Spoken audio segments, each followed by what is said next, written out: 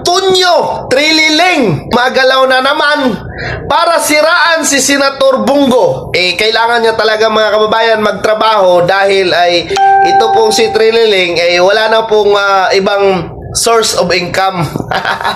Nagsampa ng plunder at ilan pang criminal compliance sa Senador Trillanes III laban kay dating Pres Rodrigo Duterte at Senador Bungo dahil sa umano'y pagpupulong ng halos 7 billion na halaga ng mga proyektong infrastruktura. Dati sabi niya flood control, ngayon infrastruktura na. Siguro ay alam na talaga niya nga wala talagang flood control, no? Infrastructure. So, tuloy tayo mga kababayan ng gobyerno sa mga kumpanyang pag-aari ng pamilya. Inihain ni Trillanes ang reklamo sa Office of the Ombudsman. Sa ombudsman talaga niya ipapasa mga kababayan.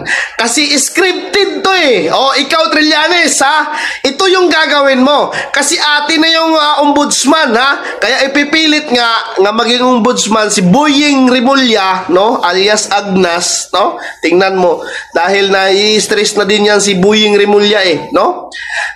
Para kasuhan ang mga Duterte at ang mga kalyado nito. Ipitin nila ba, no?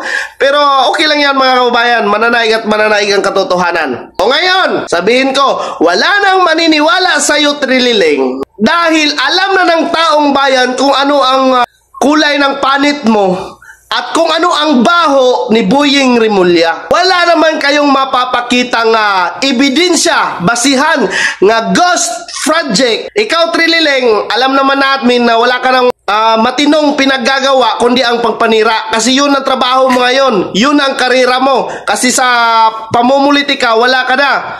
Di ba?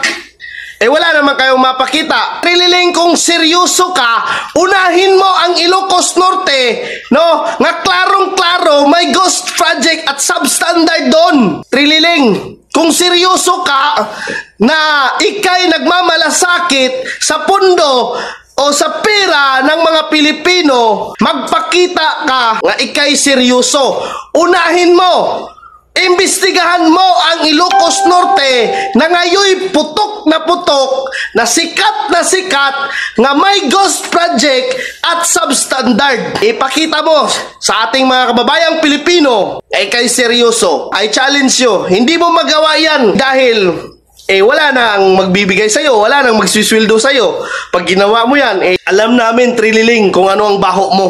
Kahit sa inyo pang ombudsman, ang sa itaas ay amin. Mananaig at mananaig ang katotohanan.